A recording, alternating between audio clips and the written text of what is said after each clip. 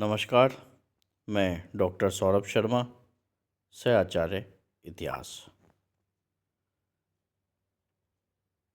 आधुनिक भारतीय इतिहास में एक बहुत ही महत्वपूर्ण आंदोलन सविनय अवज्ञा आंदोलन, या जिसे सिविल डिसओबीडियंस मूवमेंट के नाम से जाना जाता है, उसका बहुत ही महत्वपूर्ण स्थान है।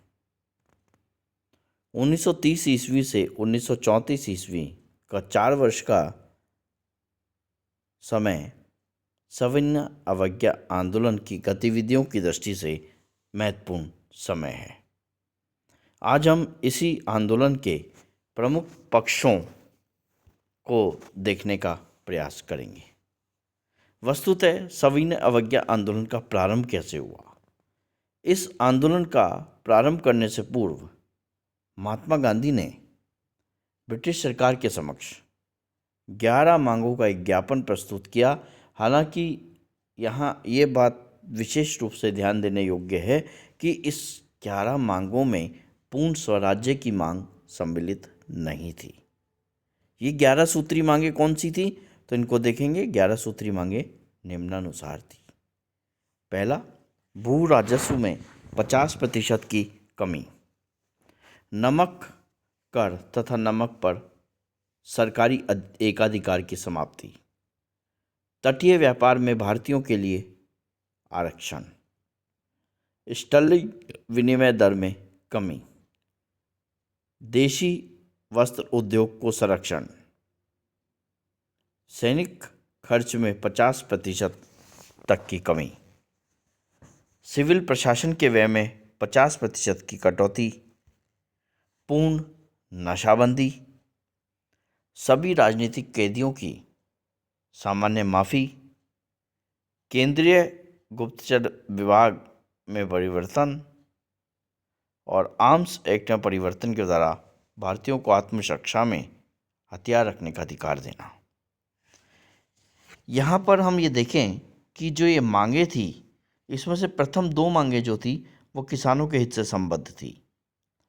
3 से 5 की प्रकृति बुर्जुआवादी थी तथा शेष जो 6 डिमांड थी वो भारतीयों के सामान्य हित में थी।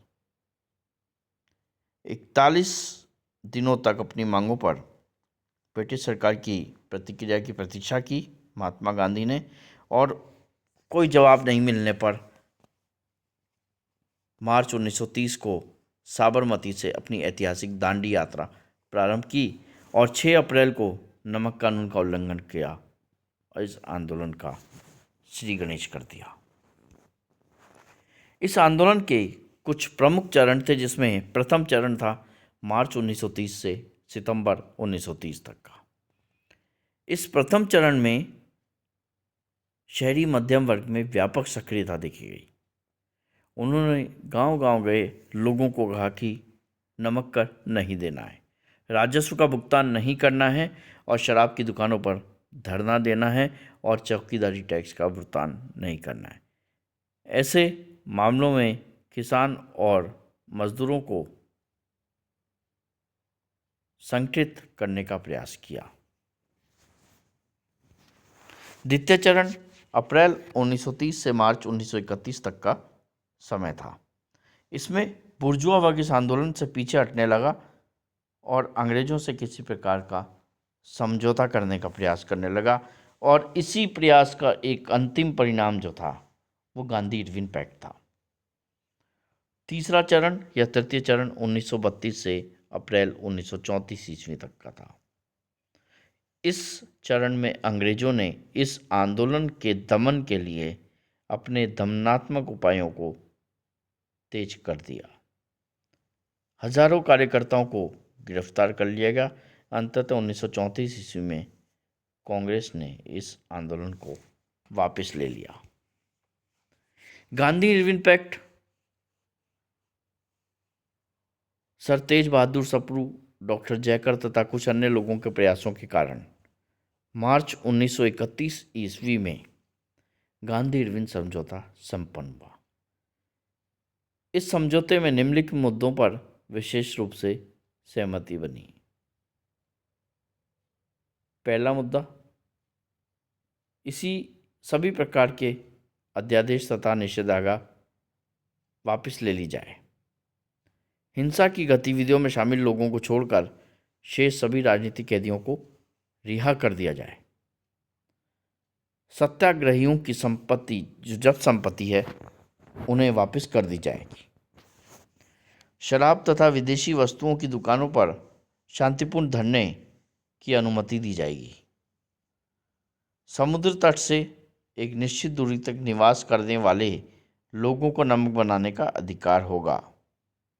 और कांग्रेस द्वारा सरकार को यह आश्वासन दिया गया कि सविनय अवज्ञा आंदोलन वापस ले लिया जाएगा। द्वितीय गोलमेज सम्मेलन में कांग्रेस भाग लेगी और पुलिस जातियों की जांच पर कांग्रेस दबाव नहीं डालेगी। द्वितीय गोलमेज सम्मेलन होता है। इसके बाद गांधी इरविन समझौते के फलस्वरूप कांग्रेस के एकमात्र प्रतिनिधि के रूप में गांधी जी ने इस सम्मेलन में भाग लिया। यहाँ पर अल्पसंख्यकों के प्रश्न तथा सांप्रदायिक निर्वाचन पद्धति विवाद पर सहमति के अभाव में यह सम्मेलन भी असफल रहा। गांधी जी मुस्लिम लीग तथा मुस्लिम समुदाय के सभी मांगों को इस शर्त पर मानने के लिए तैयार हो गए कि मुस्लिम लीग कांग्रेस की स्वतंत्रता का मांग का समर्थन करेगी। मुस्लिम लीग ने इस प्रस्ताव को ठुकरा दिया तथा हिंदू सांप्रदायिक पार्टियों ने गांधी जी के इस प्रस्ताव का विरोध किया।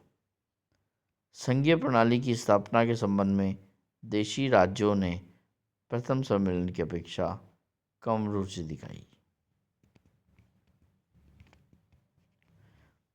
यह सम्मेलन रेमजे मैकडोनाल्ड की इस घोषणा के साथ समाप्त हुआ कि मुस्लिम बहुमत वाले दो प्रांत हैं, सिंध तथा उत्तर पश्चिमी सीमा प्रांत, उनकी स्थापना की जाए।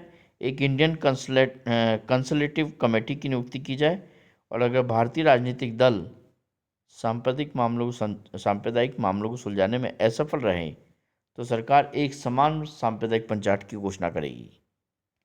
गांधी जी ने इस सम्मेलन को पूर्णतः असफल बनाया और भारत लौटने के बाद एक बार फिर सविनय अवज्ञा आंदोलन प्रारंभ करने की घोषणा की। गांधी जी को उसके बाद तुरंत गिरफ्तार कर लिया गया। धन्यवाद।